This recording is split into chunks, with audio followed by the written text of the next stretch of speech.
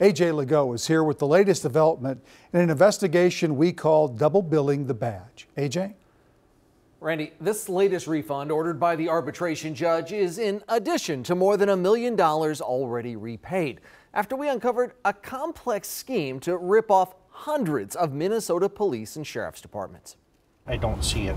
Since early 2017, we've been digging into cop car ripoffs. I was paying for two, but only getting one. Exposing the laundry list of ways taxpayers have been overcharged on police squad cars purchased from Nelson Auto Center, the Fergus Falls car dealership that used to hold multi-million-dollar a year state contracts. Based on the findings that you've uncovered here, we've paid for items as add-ons that were or should have been included in the base price of a car. Double billed. Double billed. The man responsible for the fraud? Nelson Auto's former fleet manager, Jerry Werner. Were you incompetent, sir, or are you a crook? Werner was convicted of theft by swindle. BCA interviews during the investigation revealed that other lower-ranking dealership employees knew about the double billing. I feel like I had to be part of something I didn't want to be.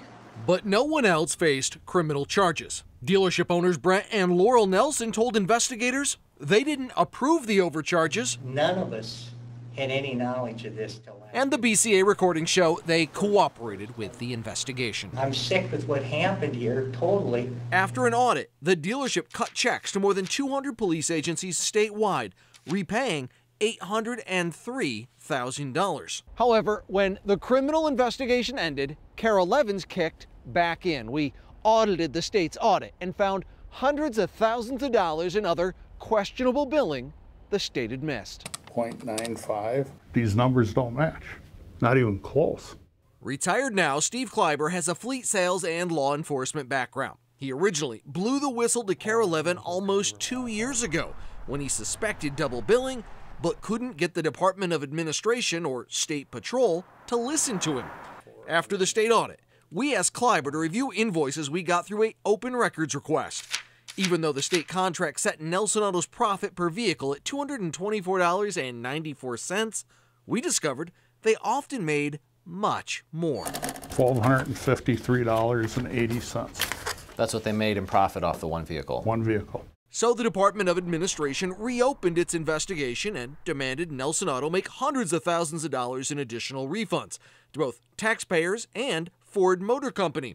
In late December, the issue went to arbitration.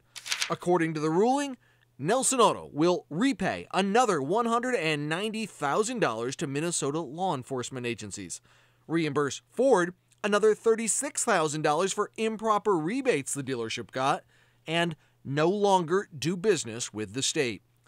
Department of Administration Assistant Commissioner Kurt Yoakum issued a statement which reads in part, "This ruling marks the culmination of efforts by the state of Minnesota to ensure that Nelson Auto Center Incorporated pays back fraudulent charges to state and local agencies."